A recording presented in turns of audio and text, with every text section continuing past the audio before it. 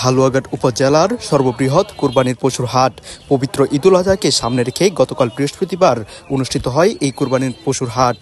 আমরা এখন আছি ময়মনসিংহের সীমান্তবর্তী হালুয়াঘাট উপজেলার পুরাতন গরুর বাজারে, যেখানে গতকাল বৃহস্পতিবার অনুষ্ঠিত হয়েছে পবিত্র ঈদুল আজহা উপলক্ষে একটি বিশাল গরু ছাগলের হাট।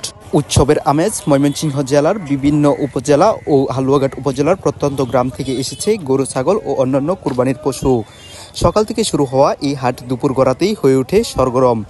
একদিকে যেমন গরুর দামাদামি, অন্যদিকে ক্রেতাদের চোখে মন ভোলানো পশুর খোঁজার তারা। হালুয়াঘাটের মধ্যে সবচেয়ে বড় এবং সর্বোচ্চ বিক্রির হাট হিসাবে পরিচিত এই পুরাতন গরুর বাজার। জায়গার সংকট থাকলেও বিক্রেতা ও ক্রেতাদের উপস্থিতি এতটাই ব্যাপক যে বাজারের আশেপাশে খোলা জায়গাগুলোতে গরু রাখা হয়। সর্বোচ্চ ভিড় লক্ষ্য করা যায় দুপুরের পর থেকে, যখন আশেপাশের মানুষ দলে দলে এসে ভিড় জমায় এই হাটে।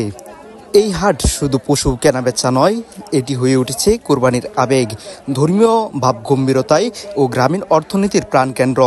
পুলিশ ও স্থানীয় প্রশাসনের নিরাপত্তা ব্যবস্থাও ছিল লক্ষণীয়। ক্রেতা ও বিক্রেতাদের মধ্যে ছিল সন্তুষ্টি ও আশাবাদ, যাতে সবাই ঈদের আনন্দে শরিক হতে পারেন একটি সুন্দর ও স্বাস্থ্যবান কোরবানির পশুর মাধ্যমে। এভাবেই প্রতিবছর হালুয়াঘাটের এই পুরাতন গরুর বাজারে ঈদের কোরবানির গুরুত্বপূর্ণ অংশ হিসাবে কাজ করে, যা এই অঞ্চলের অর্থনীতির পাশাপাশি বিভিন্ন ধর্মীয় অনুভূতিকেও গভীরভাবে স্পর্শ করে।